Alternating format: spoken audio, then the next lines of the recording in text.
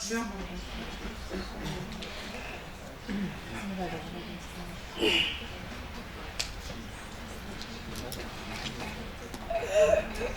Je commence par remercier les organisateurs de cette opportunité d'échange sur les micro-organismes.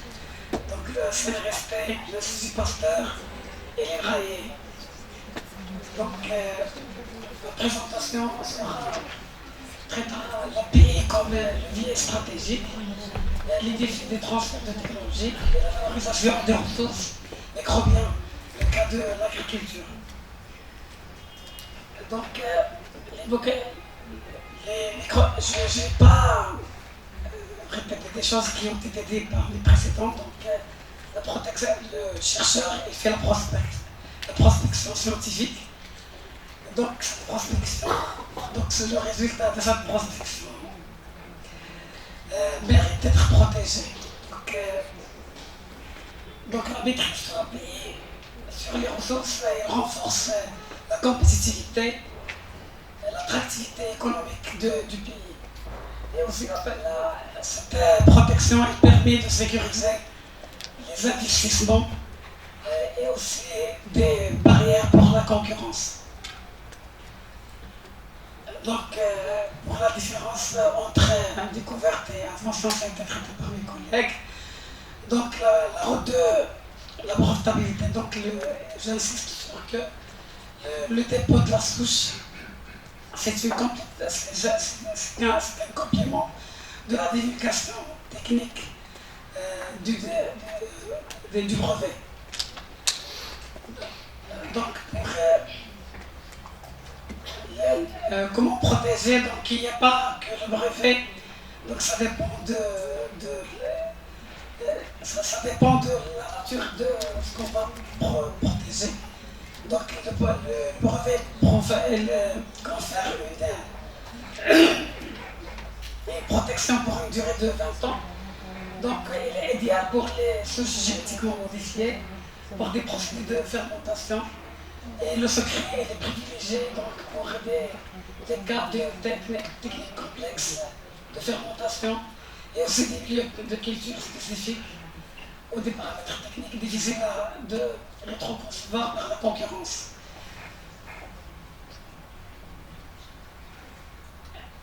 Donc le choix de mode de production, ça dépend de l'avantage, de la nature de la découverte et aussi de l'avantage concurrentiel.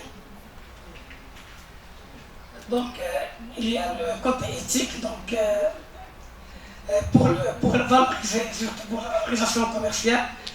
Donc le respect du protocole de Nagoya est essentiel parce qu'à n'importe quel moment dans la maturation technologique et commerciale, on peut avoir des arrêts à cause qu'on touche aux autres brevets. Donc c'est primordial de protéger, de respecter ce protocole.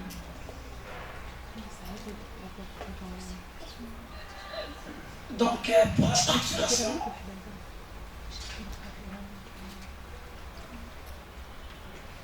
donc il y a un projet de loi, dans ce sens, il y a un projet de loi marocain 56-17 sur comment mettre en œuvre ce protocole de Nagoya. Donc un point essentiel, c'est essayer d'avoir le permis d'exploitation dès l'échantillonnage. L'idéal, c'est de l'avoir dès la phase d'échantillonnage. Et aussi, donc, s'assurer de la conformité juridique. Donc, c'est un élément essentiel. Donc, en tant que chef de service de soutien au transfert de technologie, on fait l'accompagnement des projets de recherche de transfert de technologie, donc du stade L3 au stade L6 et 7. Donc, le défi est toujours ce transfert du laboratoire à l'industrie, donc il y a plusieurs défis. Donc le changement d'échelle, donc le upscaling, est vraiment toujours, c'est pas toujours évident, donc on a plusieurs difficultés. Donc avec l'obligation d'avoir des coûts de maintien de leur pays. Et aussi avec en cas de partenariat, il y a des divergences entre le chercheur et l'industriel. Donc, dans notre service et avec des partenaires, donc le CNRST, il essaie de faire un accompagnement pour remédier à ces difficultés. Donc, cet accompagnement en relation avec la propriété intellectuelle, donc les projets bénéficient d'un diagnostic personnalisé. Donc, on fait appel à des experts donc, pour réaliser des sessions d'audit avec les porteurs de projets, d'audit de la propriété intellectuelle. Donc, avant de faire des contrats, ou bien dans le cadre d'une contractualisation pour gérer des conflits de partage. Donc, il y a aussi des experts qui élaborent des charges pour les études FTO, donc la liberté d'exploitation, donc un brevet obtenu de Maroc, donc ils peuvent être précédés par d'autres brevets dans d'autres pays.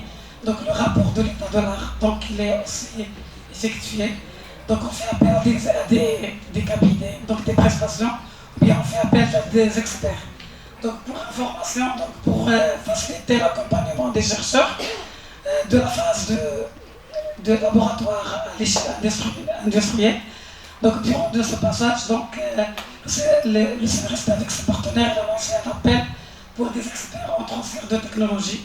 Donc on a une centaine d'experts dans différentes spécialités, donc le juridique, le technologique, le business, donc le développement de business pour aider les chercheurs à faire aboutir leurs projets au marché. Donc, et aussi, donc on a essayé de recruter des chargés d'affaires. Donc ces chargés d'affaires, ils vont accompagner ces porteurs de projets dans toutes les étapes, tout au long du processus. Donc pour l'élaboration donc pour décider de la stratégie commerciale pour le projet, et aussi pour l'opérationnel, donc la gestion de la propriété intellectuelle. Donc, et aussi pour les négociations avec des partenaires. Donc, et aussi, il y a pour la rédaction des cahiers de charges, pour la prospection des clients selon le domaine, et aussi pour des études, pour évaluer la performance. Et surtout, pour améliorer l'état du projet. Donc, parfois, on a départ d'un brevet, mais tout au long du processus, la propriété intellectuelle change. Donc, il y a la cible parfois elle change. Donc, ces experts les aident à franchir cette étape-là. Donc, les deux projets sont le tech transfert. Donc, c'est un projet qui était aux alentours de 60 millions de dirhams. Donc, les projets reçus donc, étaient de 144. Et ceux qui ont réussi à obtenir le financement, ce sont aux alentours de 13. Mais parfois, tout au long du parcours, il y a des arrêts de financement à cause du conflit de la propriété intellectuelle. Par exemple, pour un projet, donc, il y avait un projet entre l'université et un centre technique. Donc, comment partager, ça n'a pas été précisé dès le début. Donc, le projet, malheureusement, il est arrivé à l'étape de l'industrialisation. Donc, même avec un arbitrage, même avec la contribution des experts, on n'a pas arrivé à résoudre ce problème. Donc, le projet a été arrêté. Donc, le conseil que je donne, c'est la discussion des partages. Donc, il faut que ce soit en amont du projet, donc au moment de la collaboration, au moment de la R&D. Donc, c'est le moment le plus propice pour arriver à une entente. Parce qu'après, donc, c'est difficile, c'est vraiment, il y a une grande volonté de contribuer. Donc, c'est mon conseil. Donc il y a un projet, un programme. Donc c'est le PNARDIS, le programme national pour le développement de la recherche et l'innovation. Donc il y a ce programme TT1, donc il est appelé Fusabia. Donc il y a un budget de 80 000 dirhams par édition, donc on a 4 éditions. Donc avec les partenaires, le ministère, l'USSP et la fondation OCP. Donc au cours de cette première édition de 2025, on a reçu 88 projets. Donc le CNRST aussi, il contribue à diffuser la culture de l'innovation, du transfert de technologie et aussi l'esprit d'entrepreneuriat. Donc ne pas se limiter à valoriser les résultats de la recherche par des publications, mais à penser à déposer des brevets et aussi à les valoriser en création des startups ou bien en faire des licences partielles ou exclusives. Donc on fait des formations. Donc c'est une initiative TechSalki. Donc il y a plusieurs éditions. Donc pour l'édition de 2023, donc c'était une édition donc, avec la participation des universités et aussi des centres techniques et des clusters et d'autres acteurs socio-économiques. Donc l'essentiel de ces formations, c'est de regrouper l'ensemble des acteurs académiques de la recherche avec les acteurs socio-économiques pour discuter sur tout ce qui est en relation avec la valorisation des résultats par le transfert de technologie. Donc les thématiques qui ont été abordées tout au long de l'édition de 2023, c'était l'analyse des besoins de technologie et compétences des entreprises, la prospection des situations en utilisant les outils d'intelligence et d'analyse de brevets. Un deuxième module sur la stratégie de valorisation et commercialisation. Et donc structurer la collaboration et aussi le management de la R&D et l'innovation dans les multinationales. Donc c'est un rapprochement entre l'académique et l'industrie pour pouvoir partager les connaissances, s'entraider et ouvrir des futurs de collaboration. Donc il y a aussi une loi de l'enseignement supérieur qui vient pour structurer le transfert de technologie, donc en le rendant une mission principale de l'université. Donc ça à travers la création de certaines structures telles que les cités d'innovation, les sociétés de développement de la recherche, les unités spécialisées et aussi l'intégration de l'environnement socio-économique. Donc juste un point sur lequel j'aime bien insister, c'est que pour les chercheurs, donc on cherche une université pour collaboration, c'est l'université, l'industrie cherche un dossier. Donc le titre de propriété, c'est la preuve de vie, c'est la recette de cuisine, donc le know-how et le passeport juridique. Donc sans ce dossier complet, donc l'industrie il peut pas prendre le risque. Donc ça c'est pour montrer que l'intérêt du partage de le know-how. Donc dans le cas le cas du développement, donc après le TRL3, donc il faut la phase de il faut prévoir une phase de co-développement.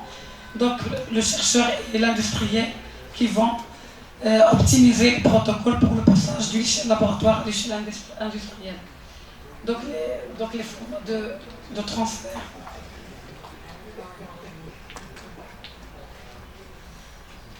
Donc il y a plusieurs modèles, donc la licence, le spin-off et les accords sur le terme qui est essentiel. Donc pour le cas de l'agriculture, donc il y a les biostimulants, il y a les produits phytosanitaires. Donc durant hier et aujourd'hui, donc mes collègues ils ont déjà parlé suffisamment de cet aspect. Donc ce que je voulais expliquer, donc c'est qu'une souche